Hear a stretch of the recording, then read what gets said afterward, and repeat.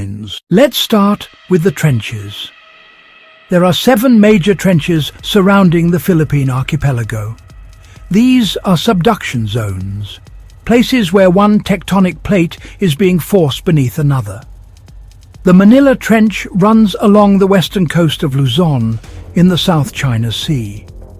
When it ruptures, it can generate magnitude 8.0 earthquakes and tsunamis that hit western Luzon in 10 to 20 minutes.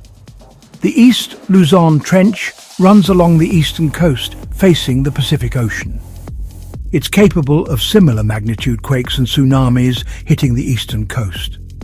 The Philippine Trench, one of the deepest in the world at over 34,000 feet, runs along the eastern edge of the Philippine Sea.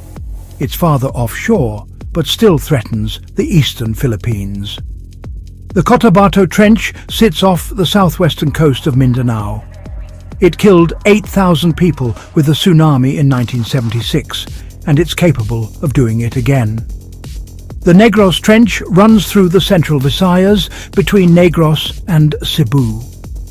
The 2012 earthquake that killed 51 people came from this fault system. The Sulu Trench runs through the southwestern Philippines near Zamboanga and the Sulu Sea.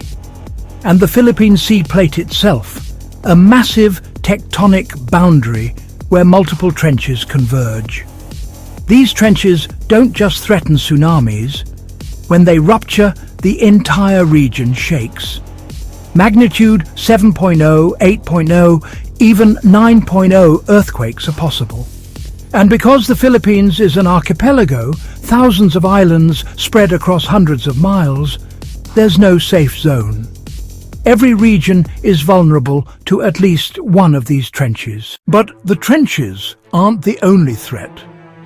Running through the middle of the Philippines is the Philippine Fault System, a 1,200-kilometer network of inland fault lines. This fault runs from Luzon through Mindanao, cutting directly through populated areas. Unlike offshore trenches that generate tsunamis, the Philippine Fault causes direct ground shaking right beneath cities and towns. The Marikina Valley Fault runs through Metro Manila. If it ruptures with a magnitude 7.0 or higher earthquake, the capital, home to 13 million people, would be devastated. Buildings would collapse. Infrastructure would fail. The death toll could reach tens of thousands. The Mindanao Fault runs through the